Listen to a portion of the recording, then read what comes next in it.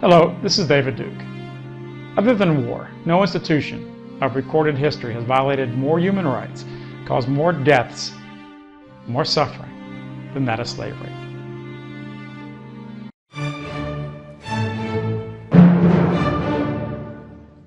Although slavery still exists in parts of Africa and other parts of the world, the last great trafficking in human slaves occurred in bringing Africans to the New World beginning in the early 16th century and flourishing up to the middle years of the 19th century. The most egregious, cruel, and murderous aspect of this period was the transatlantic slave trade, often called the Middle Passage. Scholarly studies of the loss of life during the transportation of slaves to the Americas suggest that between 7 and 10 million Africans suffered indescribable cruelty and perished in the Middle Passage. The human suffering and death from the African slave trade is the cornerstone of white guilt both in America and around the world, and has been tirelessly promoted by both academic and popular media. The film Amistad by Steven Spielberg is the cinematic standard of films about the slave trade, and a more recent treatment is the excellent film called Amazing Grace. Amistad carefully portrays the slave trade as a Christian European-American enterprise. It is terribly unflattering portrayals of American leaders, the Queen of Spain, and conspicuously Christian slave traders. It has numerous images of Christian crosses accompanied by scenes of horrific treatment of black slaves. Before Amistad, though, in 1992, the Nation of Islam caused a tremendous controversy when it published the book The Secret Relationship Between Blacks and Jews. It quoted prominent Jewish historians who claim that the African slave trade, and indeed slavery in the West, for the last 2,000 years was thoroughly dominated by the Jewish community. Now, 15 years before the publication, I appeared on the largest black talk show in America and for the first time exposed the issue before a national audience. As strange as it might seem to some of you, in spite of my politics, I had a role in setting in motion the rising black awareness on this issue. 5 years after The Secret Relationship was published, Amistad was made. I think it was perhaps a remedial effort to put the genie back in the bottle. It was set in a thoroughly Christian New England. The actual center of the American slave trade was at Newport, Rhode Island. It is no minor coincidence that Newport had America's oldest synagogue and was home of the largest thriving Jewish community in the New World. Although Spielberg portrayed the horrific slave trade as thoroughly a Christian affair, here are some words of the major Jewish history of the early Americas called New World Jewry. It's by S.B. Liebman and the American Jewish Historical Society. He wrote about those who owned and manned the ships, the perpetrators of this mass human cruelty and murder. Quote, "They came with ships carrying African blacks to be sold as slaves. The traffic in slaves was a royal monopoly, and the Jews were often appointed as agents for the crown in their sale. They, the Jews, were the largest ship chandlers in the entire Caribbean region, where the shipping business was mainly a Jewish enterprise. The ships were not only owned by Jews, but were manned by Jewish crews and sailed under the command of Jewish captains." Now here's how I came to discuss the Jewish slave trade on Black Perspectives in the News on PBS. In the late 60s, I became acquainted with a slave trade researcher by the name of Walter White. He wrote a short booklet called Who Brought the Slaves to America? I contacted him and began doing my own research into the slave trade. I've read all the official Jewish histories pertaining to it. I've followed the issue for over 25 years now, scanning official Jewish general histories on the subject, and often those histories were published by Jewish historical societies and groups. These were histories written by Jews for Jews, and here's some direct quotes from the leading Jewish historians writing about the African slave trade. Now remember, you can find all the academic citations in my books, My Awakening and Jewish Supremacism. Prominent Jewish historian Mark Raphael, in his book Jews and Judaism in the United States, a documentary history, wrote, quote, "Jewish merchants played a major role in the slave trade. In fact, in all the American colonies, whether French, Martinique, British, or Dutch, Jewish merchants frequently dominated." This was no less true on the North American mainland, where during the 18th century Jews participated in the triangular trade that brought slaves from Africa to the West Indies and there exchanged them for molasses, which in turn was taken to New England and converted into rum for sale in Africa. Isaac da Costa of Charleston in the 1750s, David Franks of Philadelphia in the 1760s, and Aaron Lopez of Newport in the late 1760s and early 1770s dominated Jewish slave trading on the American continent. Jewish historians record old Jewish documents showing how the slave trade was so thoroughly Jewish that slave auctions throughout the Americas had to close on Jewish holidays. Brazil received far more African slaves than North America. A. Witzner, another official of the Jewish Historical Society, in his book Jews in Colonial Brazil, pages 72 and 73, wrote, quote, "The buyers who appeared at the auctions were almost always Jews, and because of their lack of competitors, they could buy slaves at low prices. If it happened that the date of such an auction fell on a Jewish holiday, the auction had to be postponed." Studying the Jewish histories of the New World, I began to learn of a carefully recorded Jewish history that you and I are not permitted to know about. I discovered that many centuries before the transatlantic slave trade, that Jews had dominated the slave trade in the entire Western world for the last 2,000 years, even as far back as Roman times. Duncan Wagnall's Jewish Encyclopedia, in Volume 10, page 48, writes, quote, "The trade in slavery constituted the main source of livelihood for the Roman Jews." To show you how widespread the Jewish slave trade was and how influential Jews seduced authorities centuries ago, just as they do in modern America and around the world, in the 5th century, Pope Gelasius permitted Jews to introduce slaves from Gaul into Italy on the condition that they were non-Christian. In the 8th century, Charlemagne explicitly allowed the Jews to act as intermediaries in the slave trade. In A History of the Jews from Babylonian Exile to the End of World War II, published by the Jewish Publication Society of America, the author writes, quote, "The Jews were among the most important slave dealers in European society." And here's a quote from the famous Jewish historian Jacob Marcus in the Encyclopedia Britannica. He matter-of-factly talks about the Jewish control of commerce in the Middle Ages. Quote, "In the Dark Ages, the commerce of Western Europe was largely in his hand, in particular, the slave trade." Not only were Jews the principal slave traders, they had markedly higher per capita holdings of slaves than did non-Jews. Jacob Marcus wrote in the United States Jewry, 1776-1985, page 586, quote, "All through the 18th century into the early 19th, Jews in the North were to own black servants. In 1820, over 75% of the Jewish families in Charleston, Richmond, and Savannah owned slaves. Almost 40% of all Jewish householders in the United States owned one slave or more." The actual fact is that even in the South, less than 5% of white people owned slaves. Less than 2% of whites owned slaves in all of pre-Civil War America, while 40% of Jewish householders owned slaves. Now notice how only guilt is ascribed for white people in slavery, even though Jews were 2,000% more likely to own black slaves than was any white Gentile person. When I broached some of these facts on Black Perspectives in the News, the host was fascinated. And the underlying question is why there is a collective white guilt assigned for the slave trade, but no collective Jewish guilt.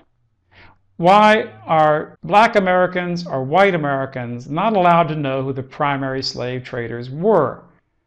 The Anti-Defamation League and other Jewish organizations discovered that I documented the dominant Jewish role in the American slave trade, and they were desperate to prevent this historical truth from reaching a wide audience. Jewish leaders, Saul Rosen, Harry Bass, Peter Munchik, filed an injunction in the Common Pleas Court in Philadelphia asking the judge to block the program. The Jewish judge, Stanley Greenberg, then ordered that the program not be aired unless he approved it. It would take more than a man to lead the slaves from bondage. It would take a God.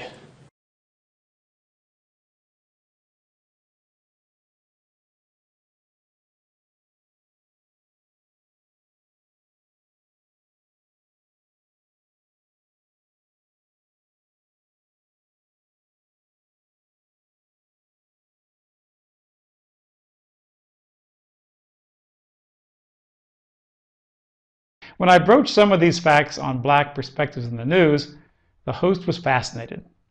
And the underlying question is why there is a collective white guilt assigned for the slave trade, but no collective Jewish guilt. Why are Black Americans or white Americans not allowed to know who the primary slave traders were? The Anti-Defamation League and other Jewish organizations discovered that I had documented the dominant Jewish role in the American slave trade, and they were desperate to prevent this historical truth from reaching a wide audience. Jewish leaders, Saul Rosen, Harry Bass, Peter Munchik, filed an injunction in a common pleas court in Philadelphia asking the judge to block the program. The Jewish judge, Stanley Greenberg, then ordered that the program not be aired unless he approved it. I will never forget when, as a young boy, I watched the thoroughly Jewish movie called The Ten Commandments, starring the handsome Gentile icon Charlton Heston playing Moses. Now, Moses stands up and condemns the Pharaoh for slavery. Here's a quick clip. It would take more than a man to lead the slaves from bondage. It would take a God. But if I could free them, I would. What has turned you against me? What evil has done this to you? The evil that men should turn their brothers into beasts of burden, to slave and suffer in dumb anguish, to be stripped of spirit and hope and faith only because they are of another race, another creed. While Jewish Hollywood portrayed the Jews as fighting against the concept of human slavery and for freedom and human dignity, it just didn't happen to mention the fact that the Hebrews, while still in Egypt, according to the book of Exodus, had slaves too. And here's a quote from Leviticus in the Old Testament showing the true Jewish view on slavery, proclaiming that Gentile slaves must be a Jewish inheritance forever and that it's permitted to treat them cruelly, but never to treat Jews in such harsh ways. As for your male and female slaves whom you may have, you may buy male and female slaves from among the nations that are round about you. You may bequeath them to your sons after you to inherit as a possession forever. You may make slaves of them, but over your own brethren, the people of Israel, you shall not rule one over another with harshness. For simply quoting that verse from the Bible, my friend Sam Francis lost his job as an editorial writer in the Washington Times. Thank God that with the coming of Jesus, the Word of God, at least for Christians, became one of love and kindness. Only problem is that organized Jewry rejected and hated Jesus and the love and reconciliation that he taught. The practice and the edicts of Leviticus continued on down through the years until the slave trade was outlawed by Europeans in the 19th century. Newsweek and Time did stories about the Amistad movie and matter-of-factly stated that myths about Jewish control of the slave trade are simply just that, an anti-Semitic canard. Unfortunately, most of Newsweek's readers were not told what prominent Jewish historians themselves wrote about the matter before it became an embarrassing issue. Ironic, isn't it? Before it became a shameful issue, Jewish historians were bragging of their control of the lucrative slave trade in their own histories for their own people. But when it became an embarrassment, after people like me exposed it, now they say, oh, this is just anti-Semitism. While whites are immersed in collective guilt for black slavery by the Jewish-controlled media, that same media parcels out not one iota of collective Jewish guilt for the horrific transatlantic slave trade that constituted a true Holocaust that exceeded the most liberal estimates of the Jewish lives lost in the Second World War. It's also important to note that slavery existed on the African continent from the beginning of time. It is true that many whites, as well as many African blacks, engaged in the slave trade, and that's a scar on the history of both our peoples. But it's also true that it was the European people themselves who ended not only the slavery and slave trade of blacks by whites and Jews, but also stopped most of the slavery existing among African blacks. The British and American Gentiles who courageously fought to end slavery and the slave trade They had to go against Jewish financial power and political influence, which fought tooth and nail to preserve the nefarious enterprise in human flesh and suffering. It should be a badge of honor on Europeans in both England and America that they moved to outlaw the slave trade in spite of Jewish pressure and power. Blacks suffered for almost 300 years of Jewish-dominated slave trading, and tens of millions of European whites and others have suffered greatly for at least 2,000 years. The Jewish-dominated media from Hollywood to New York continue to wash the nation and the world with white guilt for slavery, while washing away any collective guilt of the people who hold the world's records for the slave trade since at least the time of the Romans. Now, why do they seek to instill guilt in our people, you might ask? The answer is clearly that the Jewish tribe sought to replace the ruling class of America and other European nations with their own people, and they understood that anything they could do to introduce guilt or shame upon their enemies, anything that would lessen their enemies' sense of loyalty and love of their own heritage, would weaken their resistance to Jewish power. And of course, the Jewish supremacists, they succeeded in replacing the old ruling class. They are the new ruling class of America, of Britain, of France, and Europe. Through their Fed and World Bank and IMF and globalist media and their political bribery in groups such as AIPAC and others, they've become more powerful than their wildest dreams. European peoples engaged in slavery, as have all other peoples on earth, but we should understand that at times tens of millions of our own became victimized by slavery. But Europeans are saddled by the Jewish media and unique guilt and self-hate for slavery, when the truth is that Europeans, at least, not only acted to end slavery in their own nations, but fought to eradicate it all over the earth. In sharp contrast to this, the people who have been the biggest champions of this repugnant trade in human suffering for the last 2,000 years, and who have fought tooth and nail to preserve it, don't have a trace of guilt. Not a trace of guilt is permitted. They must always appear as victims and never perpetrators. But times have changed. You've experienced only the tip of the iceberg of the Jewish domination of many kinds of human exploitation. I could talk about the modern white slave trade and millions of Eastern European women enslaved by these people. And it's by the same old tribal malevolence. So you see, it's not just the Palestinians who face the evils of Jewish supremacism. I talk about these issues not because I hate or want to harm Jews. I oppose human exploitation or suppression or hatred against anyone. Among the Jewish people, there are decent people, and it's time for them to end this hypocrisy, to clean up their act. Too long has the Jewish establishment of power sheltered and facilitated the worst violators of human exploitation. Modern Israel is the modern expression of the types of human oppressions and exploitation, torture, murder, and ethnic cleansing practiced in their history of the slave trade.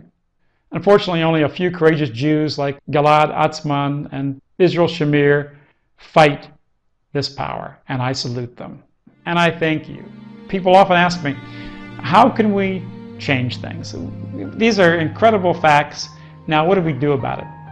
And what we do about it is spread this truth, change the consensus, defend our heritage, and to fight for justice for our own people and for all people. That's what we do about it. One person at a time. Spread this video, spread the truth, tell the truth, be courageous, and we will change the world.